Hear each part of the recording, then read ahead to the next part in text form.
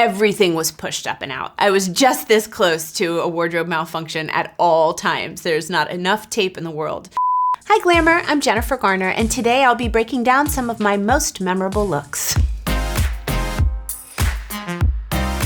Fun! This is 13 Going on 30 from 2004, and it was the first movie that I did with Susie DeSanto, who I'm sure will come up again. Susie DeSanto and I have been collaborators ever since 2004. I can't even believe it's almost 20 years. She has such a beautiful sense of character, of color, of fun, of fashion, and she brought all of that into play on 13 Going on 30. Anything I could have dreamed, she dreamed bigger, and anything that I could have wanted, she had that plus 10 better options in every fitting.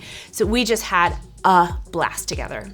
Susie had a lot of fun in the early scenes with the 80s styles and looks and clothes and hair and makeup. Certainly some of the color and the neon and the fun made their way into Jenna's 30-year-old wardrobe, but mostly she was drawing from her own closet, so it was a real playful take on a more sophisticated palette. Susie and I cannot believe how much this dress keeps coming up and how on Halloween every year there are more Jenna rinks instead of fewer.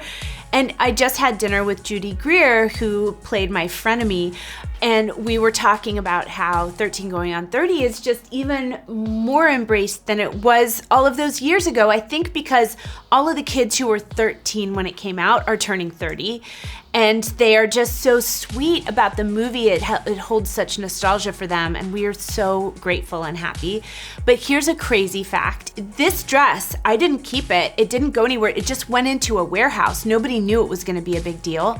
And if you watch old Sex and the City episodes, you will see it show up on a background player, kind of scooting into a theater seat. And it just was, a dress that was pulled out and put on a background player, and then who knows where it ended up, but sadly I don't have it. Daredevil 2003. Whoa, haven't seen that for a while. I had to be cut out of and sewn into the pleather pants every time I had to pee, and that was like a 45-minute undertaking. So I definitely held it, and I had so many chicken cutlet fake boobs in to make Elektra's boobs. I think there were like 3 on each side of different sizes, and everything was pushed up and out. I was just this close to a wardrobe malfunction at all times. There's not enough tape in the world to make this stuff safe. But I also had endless fittings for the Elektra costume. The costume designer, James Akinson, would see me every Saturday. I would put the wig on, I would go to his studio, and I had worked all night on Alias the night before, and so I would be almost weaving. I was so tired, and he would just build Elektra's look on me bit by bit by bit. I was so involved with the fittings that I was able to advocate for myself what I was gonna need to be able to move, because I knew I was in stunt rehearsal by then, and what kind of support I needed in my shoes and support I needed in flexibility I needed in the pants or whatever they were to be able to fight. Because I fought a lot. I trained with the Psy every single day on the set of Alias. Don Lee would show up, who just happens to be a Psy expert and martial artist, stuntman here in town.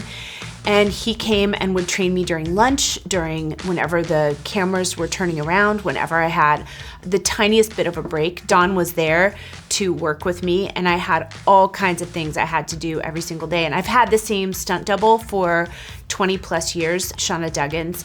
And so we were on Alias together, and she was training with me. So she and I would be outside at lunch. We would do like, okay, 20 forward, blah, blah, blah, blah, 20 backwards, no, right hand, left hand. Now flip it over your hand, now throw it, because we wanted it to be facile. We wanted to be facile with the size. Alias, 2001 to 2006, costume designer Laura Goldsmith. There are only pros. There are no cons to playing Sydney Bristow. It was just so fun to see what in the world Laura Goldsmith and Michael Wright, who designed the wigs, what they would come up with. We would try to get 3 uses out of every wig, at least 3 episodes. Some we just were so perfect we kept and used as they were a couple of different times. Because the wigs were made to fit my head, we would use one, then Michael would cut it, we would use it again, and then he might cut it shorter sure he would dye it a different color. One where I'm in Vegas and it's like a chainmail crop top with a little skirt, and I was shooting that in Vegas without any security or anything because it was the first season, it wasn't that big of a deal. But the night before we went to Vegas was the Golden Globes. I wasn't really that well known, and then more people had been exposed to me, and we got to Vegas and the place went bananas. And my young assistant, she was 21, maybe 22 at the time, was literally acting as my security, and the two of us were like, what just happened? This is crazy. We can't, what are we gonna do? And the crew, we were all so taken aback because it was just like the light had switched all of a sudden, like in a moment. We were totally overwhelmed. It was really funny. How did they not send us like with somebody to help us out in Vegas in a casino? I should have kept that red wig, shouldn't I? I mean, what an idiot.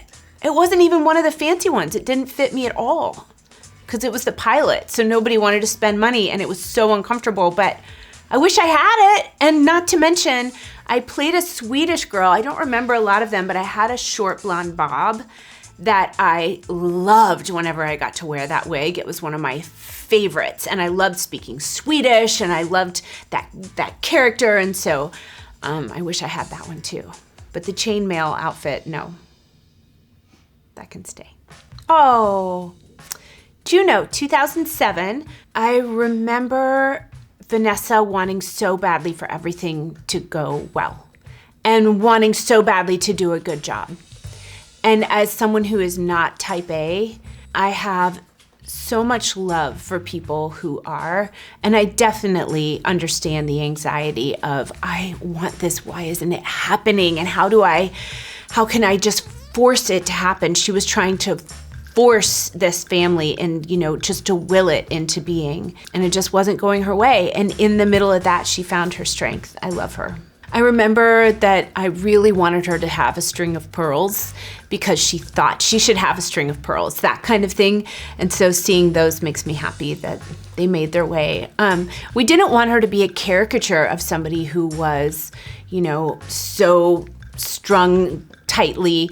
We wanted her to be believable and just someone who's who's trying hard at everything in her life. I love you, Vanessa Loring.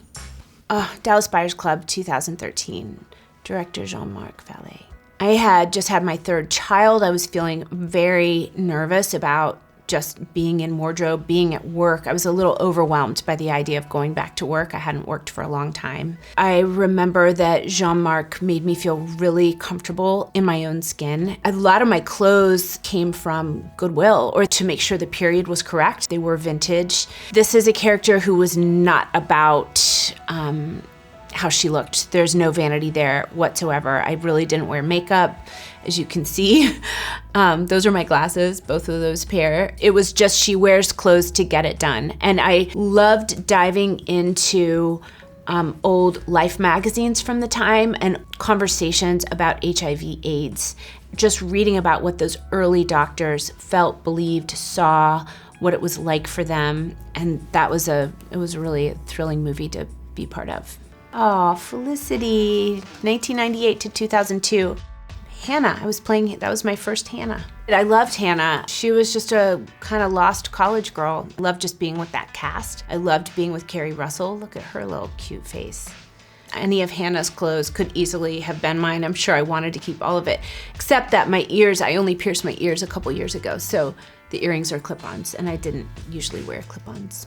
I'm sure the glasses were mine. I recognize those. I am so lucky that I got to be part of Felicity. I am such a huge fan of the show. I keep telling my kids they need to go back and watch it. I mean, it's always tricky to be a guest star, but they were so welcoming to me, and JJ's writing, so incredible. Matt Reeves is such a beautiful director, and it was just exciting to kind of dip in and play this little role.